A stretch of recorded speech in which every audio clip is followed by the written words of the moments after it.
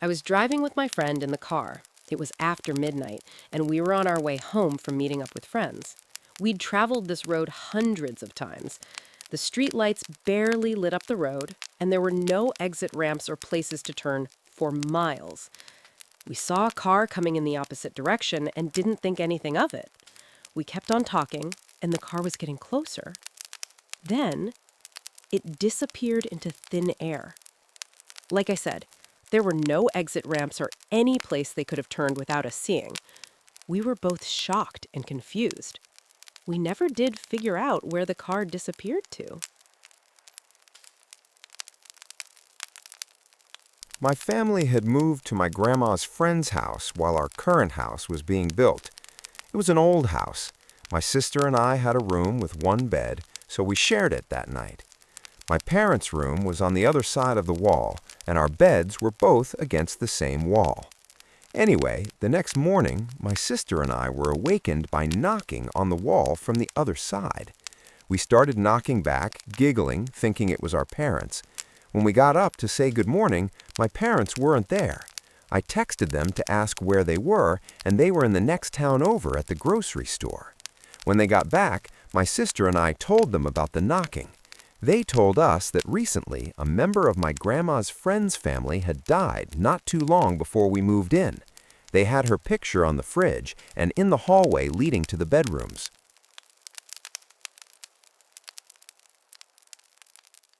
When I would jog in the neighborhood around my gym, there would sometimes be people who looked like they were glitching.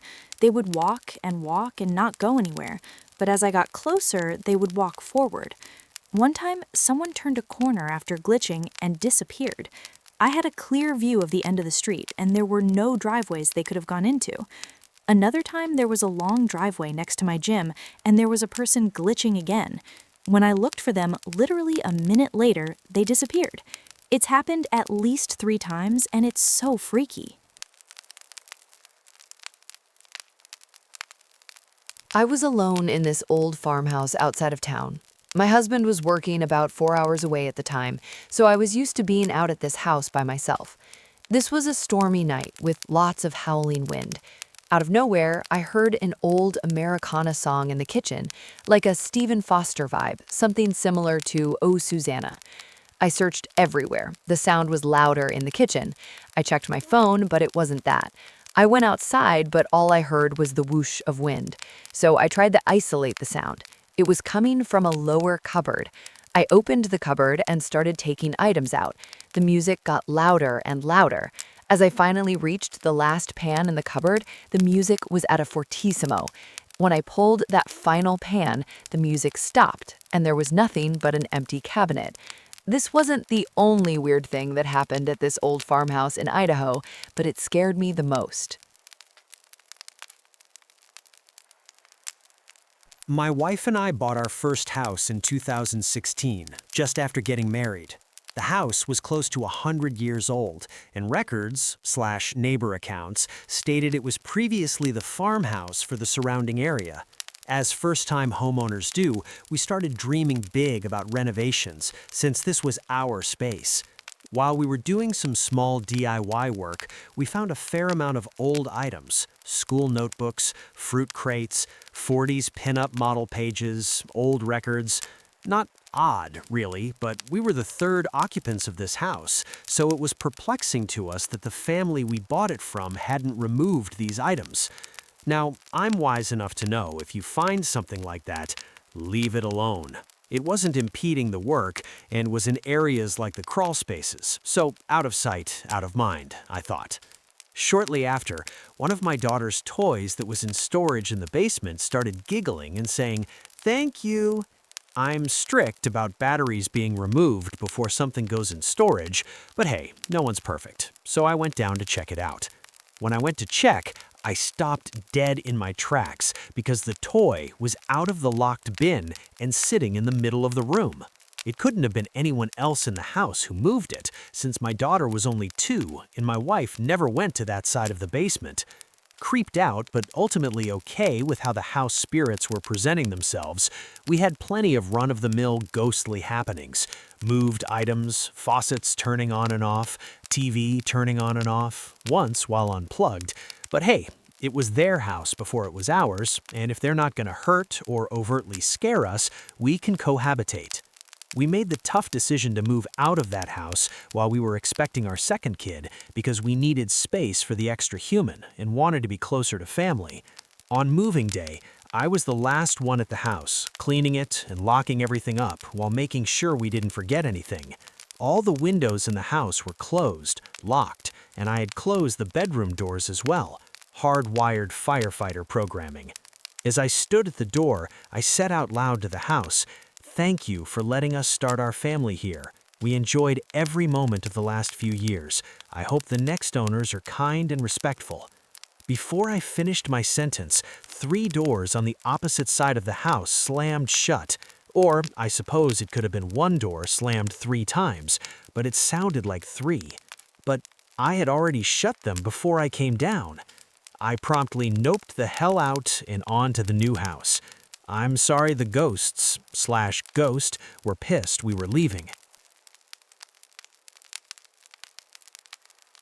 A friend and I were making a short commute, about a 20-minute drive one night from her house to mine.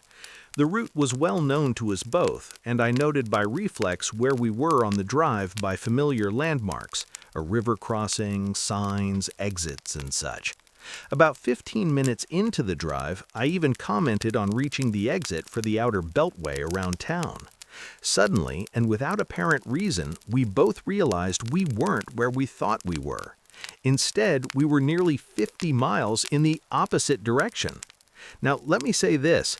I am not only a very experienced driver, I was a long-haul truck driver and piggyback driver delivering new trucks all over North America, but I am also certain of where we were. Regardless of my driving ability, it was impossible for us to travel that distance in 15 minutes. It just isn't physically possible. No explanation can make it so. I am also certain of the time, as we needed to be at my home to meet some others. We left with exactly enough time to get there. Creepy isn't enough to cover this one.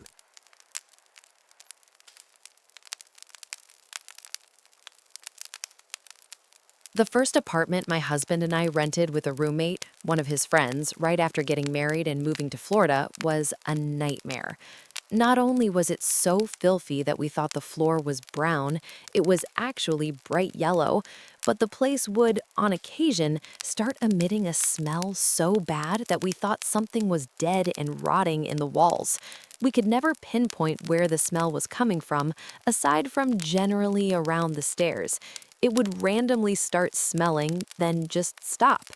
There was something horribly wrong with the stairs.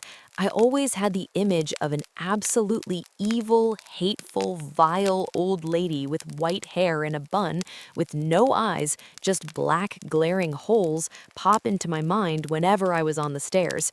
It was so vivid and scary that I avoided them at all costs, almost falling down the stairs every time I had to use them. I could feel her behind me, but I was too scared to look back.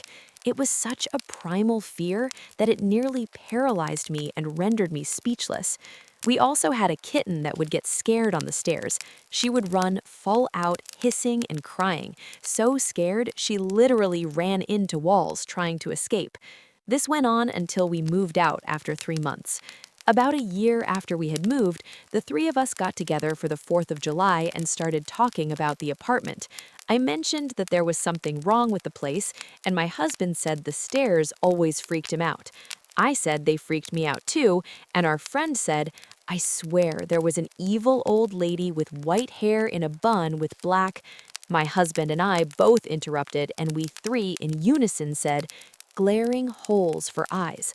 None of us had ever said anything to the others because it sounded crazy, but we all got the same image in our minds whenever we were going down the stairs. Whenever anyone brings it up, we all get goosebumps. It's been 30 years. Some places are just evil.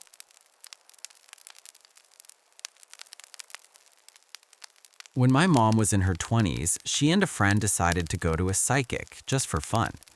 The psychic told her friend that soon she would have more money than she ever imagined, but it would cost her everything. A month later, she nearly died in a gas explosion at her apartment. She was burned on more than 70% of her body and received millions of dollars from the city because they knew about the gas leak and didn't bother to fix it. I was babysitting a 5-year-old and a 3-year-old one night. Before bed, we were playing with a toy piano, and I taught the 5-year-old to play Mary Had a Little Lamb. Later, I was reading them bedtime stories on the top bunk of their bunk beds. While I was reading, we heard the toy piano playing Mary Had a Little Lamb. The boys both looked at me and asked who was playing with the piano. I didn't know what to say. I stayed in that top bunk reading books until I heard their parents come home. To this day, I wonder who was playing on the piano. That house was either haunted or someone was in there with us. I am a building contractor. I bought a lot with a small house and 2 other small ramshackle buildings on it. I had to tear all 3 buildings down in order to build a new house. I was smashing the house down with my bulldozer, and my assistant was loading the debris into a dumpster, when in my peripheral vision, I saw an old lady in a granny dress and bonnet with a stick in her hand, yelling, "What are you doing to my house?" I stopped, turned off the dozer, and went around to tell the woman not to come behind me like that, as I could have run her over. But there was no one there. I told the next-door neighbor about it, and he said that an elderly woman with that description used to live there, but she died about 10 years previously. I live in the part of New England that has a ton of repurposed factories turned into loft space for working and living. We were moving back to my hometown from Boston, and I found a small but beautiful loft apartment on the 2nd floor for a good price. I was curious about the factory complex, so I did some research and found out it had been a very early 1800s rag paper mill, a Christmas ornament factory, and a ton of other things. There had also been several devastating fires on the site, with multiple deaths in the 1800s. I didn't think of it for years until a new couple moved in directly below us on the 1st floor. Within 3 days, there was a huge screaming, crashing noise around midnight, and then everything went silent. We found out the next day that it had been a murder-suicide. Neither of us is easy to spook, but after having to give my witness statement, I had apparently heard the whole thing, we decided to move across town, closer to the city center. Fast forward 5 years, and the property we were renting was sold as part of divorce proceedings, and we were given 60 days' notice. I called up our old building manager, asking her if she had anything nicer available in the massive complex we'd previously lived in. We figured it was a known quantity, and she found us a great unit on the 1st floor with garden access. Most importantly, there was a unit in between the creepy murder-suicide unit and our new place. We figured that was far enough away, right? Almost exactly 2 years later, our next-door neighbor, an incredibly sweet girl, committed suicide. I was there when the body was found, but I made sure not to look inside the unit. I realized later that this meant I had been casually living my life for the past 3 days with a dead body next door. The worst part is that I'm positive I heard noises in her unit during those 3 days. The walls were thin, and it sounded like someone or something scratching or scraping at the other side of our shared wall. We moved almost immediately and never went back. There's such a thing as tempting fate. A couple of decades ago, I was working upstairs in my home office when I heard the front door open downstairs, and my older brother, who lived 4 hours away and whom I was not expecting, announced his arrival with a hello in a manner that was distinctive to him. I was surprised, but pleased he was visiting, and I yelled to him that I would be down in a couple of seconds after I saved my work on the computer. I went downstairs to greet him, but he was nowhere to be found. I figured he'd slipped outside to get something from his car, but there was no car and no brother. Completely perplexed, I eventually made my way upstairs again to resume work, annoyed, speculating that my brother had driven off to run an errand or visit a buddy, and wondering why he couldn't have waited a few moments for me. I sat down at my desk, and within a couple of seconds, the landline rang. It was my brother, telling me he'd be coming into town in a couple of days and wanting to make sure I'd be around. I absolutely thought he was pranking me, but after maybe 10 minutes of me grilling him, making him hang up, and me calling him at his home number, I begrudgingly accepted that he was indeed at his home hours away. It creeped me out for a short while, but when I think about it these days, mainly I am bemused and in wonder. I like believing I had some sort of paranormal experience, or whatever it might be called.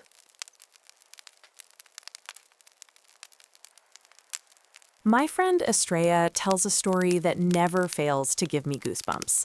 I consider myself an open-minded skeptic, and Estrella was a non-believer until this happened to her. When she was young, she and her family moved into a house, and her mother started talking and singing to empty rooms, which she had never done in their previous house. When asked, she claimed to be followed by a small blonde girl who liked it when she sang to her. Estrella and her siblings used to tease their mom about it, but she continued doing it. They eventually moved, and the little girl's spirit seemingly latched onto her mom and followed them to the new house.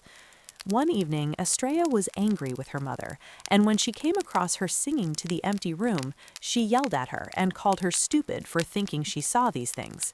Later, in the middle of the night, Estrella recalled waking suddenly and sitting bolt upright in a sweat. When she turned to look at her bedroom door, there was the little blonde girl standing in the doorway, not moving, not threatening, just gazing at her, making sure she was seen.